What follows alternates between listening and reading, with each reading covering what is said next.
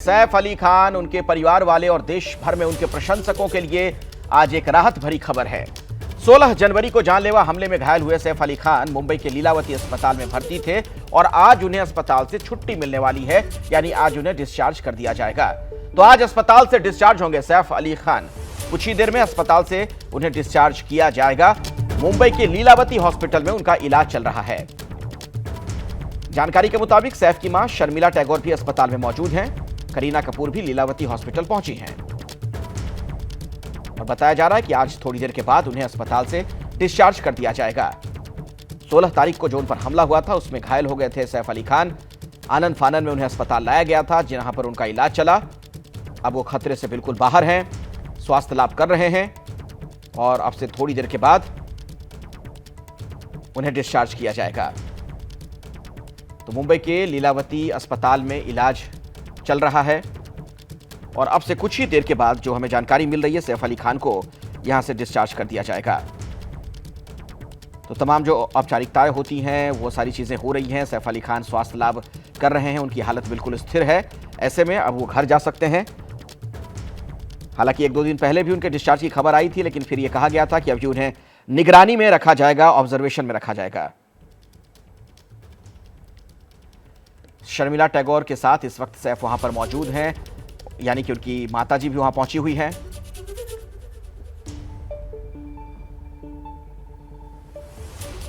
इसी खबर पर और विस्तार से अब आप तक जानकारी हम पहुंचाते हैं। मृत्युंजय सिंह इस वक्त मेरे साथ मौजूद है, हमारे सहयोगी सैफ अली खान के घर के बाहर हैं, और नम्रता दुबे लीलावती हॉस्पिटल से हमारे साथ जुड़ चुकी हैं। पहले लीलावती हॉस्पिटल से ये अपडेट ले लेते हैं। नम्रता, क्या पता चल रहा है, कब तक डिस्चार्ज हो जाएंगे सैफ?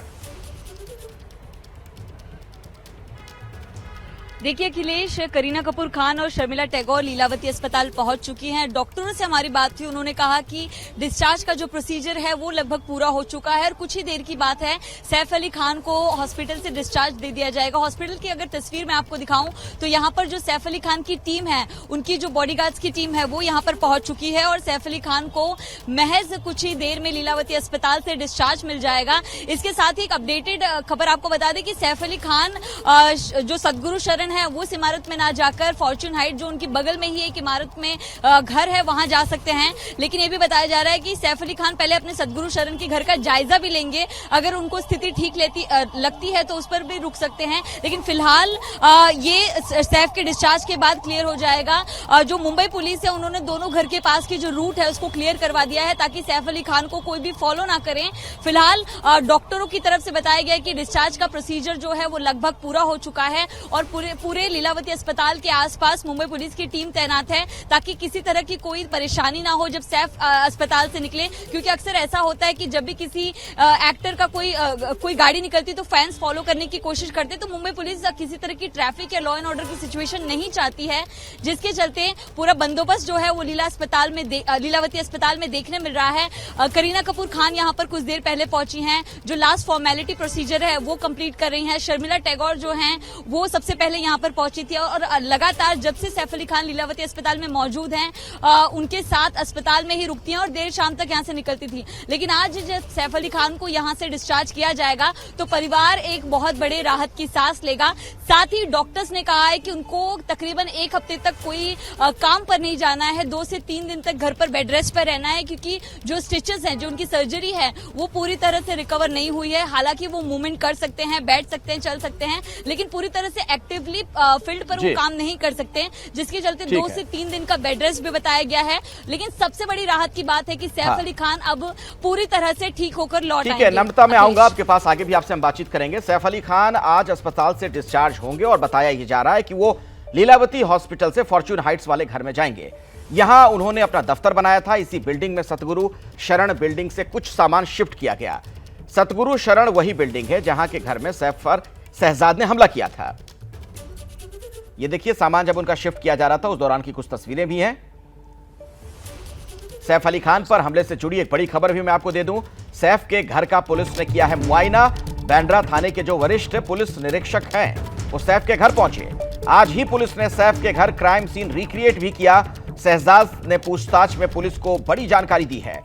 बिल्डिंग में कई फ्लैट के डक्ट चेक किए गए थे, शहजाद ने कहा है। दूसरे फ्लैट के गेट बंद थे, इसलिए उनमें नहीं वो गया। पूरी बिल्डिंग में सिर्फ सैफ के घर का बैक डोर खुला हुआ था। पता नहीं था जिस घर में वो घुसा हुआ सैफ अली खान का है घर।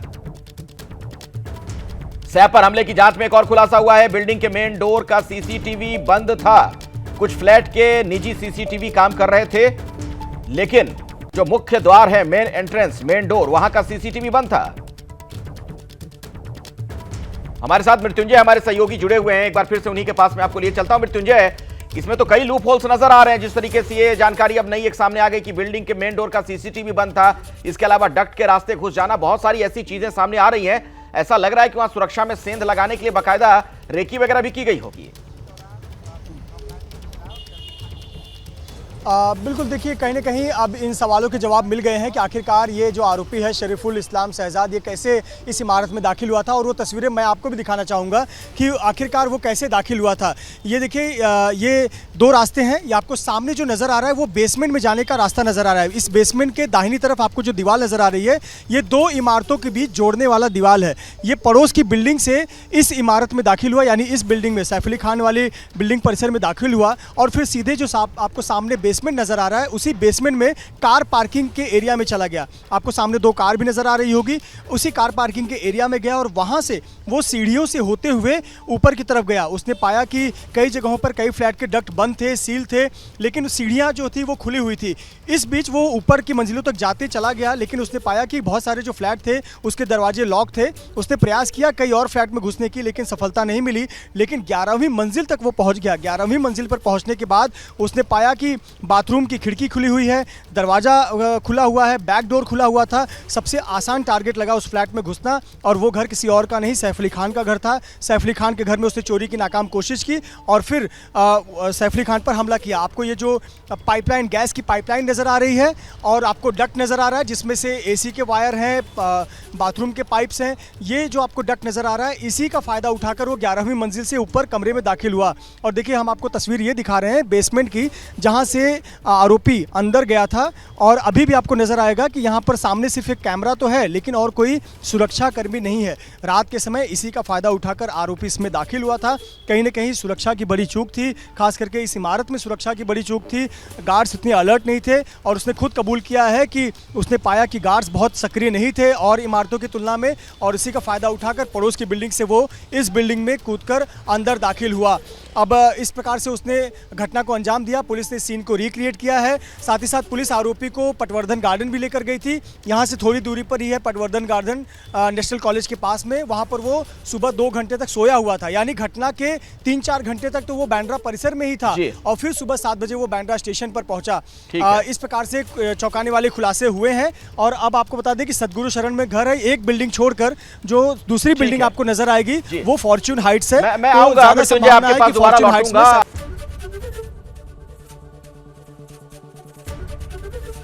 एबीपी गंगा, खबर आपकी, जुबान आपकी।